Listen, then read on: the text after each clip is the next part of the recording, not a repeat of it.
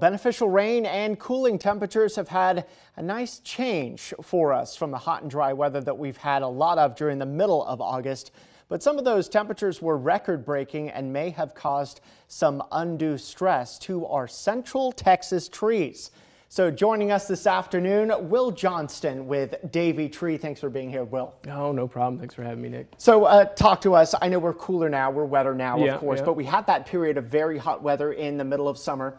What did that do to our trees here in Central Texas? Well, trees just like us really don't like the heat, especially that 100-degree weather we had. But unlike us, they can't go inside and soak up the AC. The main thing that affects trees is water loss. Water is really important to pretty much any function a tree has. So less water means decline in overall health, less growth, more vulnerable to biological attack and things like that. So what are the signs that your tree in your own backyard and your neighbor's yard may be suffering from either heat stress or drought stresses? Depending on the species, you can get a lot of different signs, but as far as a general thing to look out for is thinning in canopy, yellowing in leaves. If you start to see the tips of the leaves brown and come inward, that's another good sign of drought stress. Drooping in the limbs and just overall kind of sad looking trees. Yeah, no one wants a sad tree, right? No. What trees here in Central Texas are most at risk from the type of heat and periods of drought that we've been having here this year? I'd say in my experience, the three trees that are the most at risk are going to be your red oaks, magnolias, and believe it or not, post oaks.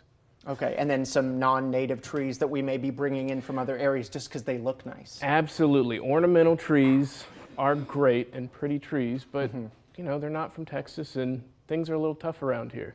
So they don't always hold up as well. So let's say you've got one of those trees, it's not doing so well. How can you help it bounce back, and how can you prevent the tree damage in the future for future rounds of heat and dry weather? Yeah. Obviously the best thing to do is to water a tree when you're in drought or there's heat stress. As far as trying to prevent that stuff, the best thing to do to help a tree handle a drought is to get it prepared ahead of time, like studying for a test. Consider summer the biggest test for a tree in Texas. Watering ahead of time, adding compost to the soil, putting a nice 2-inch layer of mulch around the base of the tree just to hold more moisture in the soil and prevent the sun's rays from really cooking the soil temperatures and the fine roots beneath are great things you can do. And lastly here, many people have let their trees go this summer, perhaps. Maybe they've grown pretty well given the rains that we have had. Is summer a bad time to do the trimming? Obviously, you don't want to get oak wilt and the problems that can happen when you trim a tree in the wrong type of year and the wrong type of way. Yeah, absolutely. So as far as pruning trees in the summer, on your oaks, they're of specific concern because we want to prevent the spread of oak wilt. What I would tell you is oak wilt is active from February all the way until June.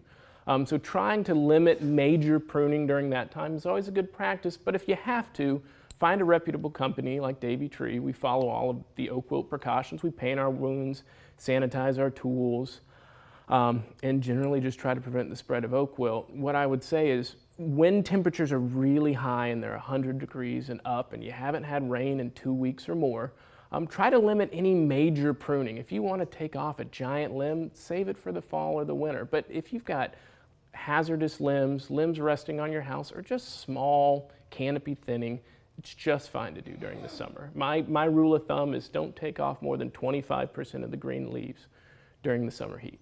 All right, Will Johnston from Davey Tree. Hopefully we're past the hottest and driest part of the summer and our trees can start to recover now. Thanks so much for joining us today. No problem, Nick. Thanks for having me.